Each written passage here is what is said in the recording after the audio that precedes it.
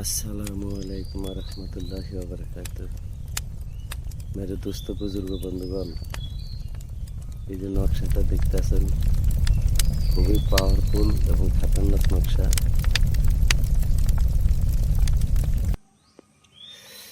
এই নকশা দ্বারা আপনার হারানো প্রেম ভালোবাসা ফিরে পাবেন। স্ত্রী স্বামীর উপর রাগ করে বাবার বাড়িতে চলে গেছে, তাকে ফিরে আনতে পারবেন। স্বামী স্ত্রীকে রেখে চলে গেছে, তাকে ফিরে আনতে পারবেন। স্ত্রী স্বামীকে রেখে পরকিয়া করে, তাকে ফিরে আনতে পারবেন। স্বামী স্ত্রীকে রেখে অন্য নারীর সাথে মজা করে, তাকেও আপনার করে নিতে পারবেন।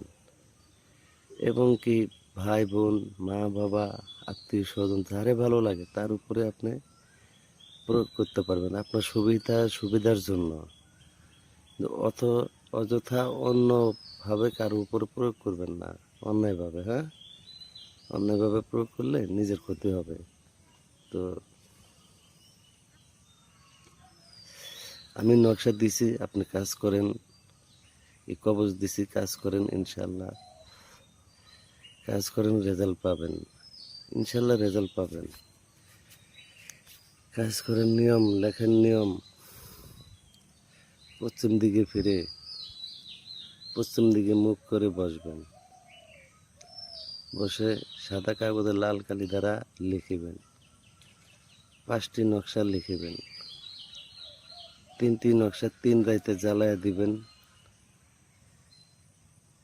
একটি নকশা আপনার সঙ্গে হরিণের ঝিল্লিতে লিখে আপনার সঙ্গে রেখে দিবেন, শরীরে রাখবেন।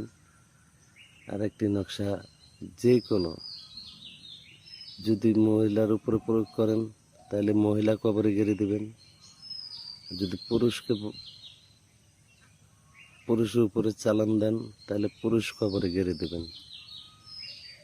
ইনশাল্লাহ আপনার কাজ হয়ে যাবে। কাজগুলো করতে হবে টাইম ধরে, সেতারা ধরে কাজ করবেন। যে কোনো সময় লিখবেন, যে কোনো দিন লিখতে পারবেন। তবে সেতারা অনুযায়ী কাজ করবেন।